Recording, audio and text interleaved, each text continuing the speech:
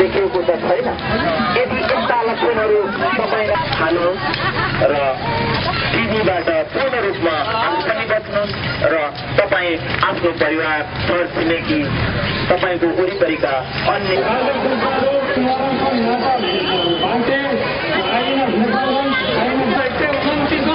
जनक दिवसमा अत्यन्त भव्यताका साथ सफल पारौँ भन्नको लागि आज हामीले विशेष अतिथिलाई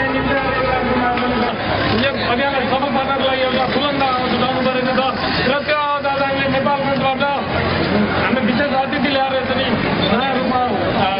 उठाउने प्रयास पनि गरेका छौँ। आफूले बहस गर्न पाउँदा आफूलाई अत्यन्त खुसी लागेको छ। म सम्पूर्ण आयोजक कमिटीलाई पनि यसको लागि हार्दिक धन्यवाद दिन चाहन्छु।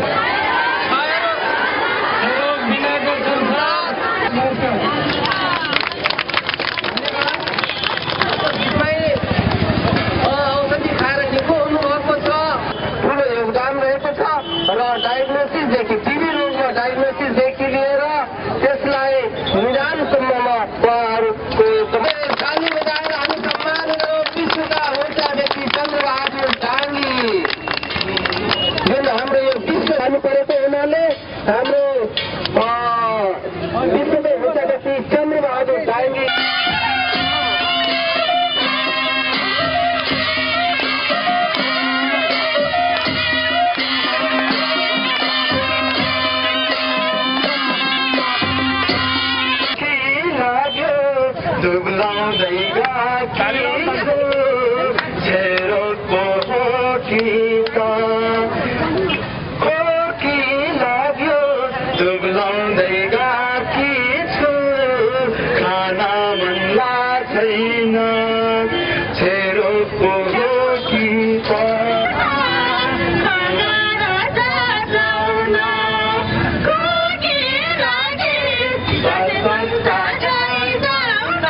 नेपाल सेवा निर्माण संस्था जनस्वास्थ्य कार्यालय बाँके आइएलएस बाँके कार्यक्रम जेएनएमसी टिभी नेपालको संयुक्त आयोजनामा जनचेतनामूलक सेरोङ विरुद्धको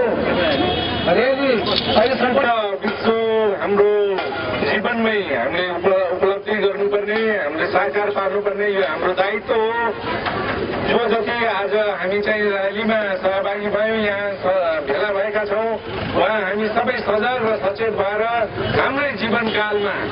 यो क्षयरो जसले सामाजिक आर्थिक शारीरिक र वातावरणीय प्रदूषण गराउँछ यही विनाशकारी यो रोगलाई हामीले विश्वबाट मुक्त गर्नु छ, विश्वबाट पढाउनु पर्नेछ र यो दायित्व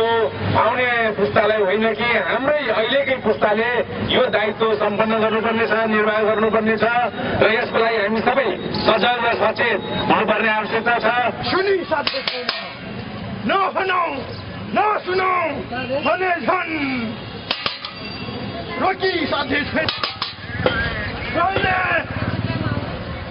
गौरवमा कम्मर बर्काउने